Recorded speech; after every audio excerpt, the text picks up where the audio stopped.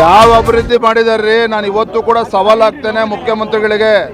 ಬೀದರ್ ಜಿಲ್ಲೆಗೆ ಬಿಜೆಪಿ ಸರ್ಕಾರ ಇದ್ದಾಗ ಯಡಿಯೂರಪ್ಪನವರು ಮುಖ್ಯಮಂತ್ರಿ ಇದ್ದಾಗ ಎಷ್ಟು ಸಾವಿರ ಕೋಟಿ ಕೊಟ್ಟಿದ್ದಾರೆ, ಅಭಿವೃದ್ಧಿ ಕೆಲಸಗಳು ಏನಾಗಿದ್ದಾವೆ? ಕಾಂಗ್ರೆಸ್ ಸರ್ಕಾರ ಏನು ಬಂದ ಮೇಲೆ ಅಭಿವೃದ್ಧಿ ಕೆಲಸ ಮಾಡಿದರೆ ಚರ್ಚೆಗೆ ಬರಲಿ, ನಮ್ಮ ಶಾಸಕರಿದ್ದಾರೆ ಮಾತನಾಡ್ತಾರೆ.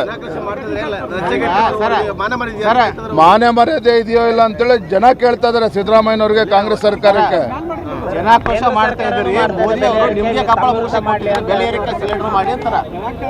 ಸಿಲಿಂಡರ್ ರೇಟು ಇದೇ 23ರ ಮಾರ್ಚಲ್ಲಿ 1107 ರೂಪಾಯಿ ಇತ್ತು.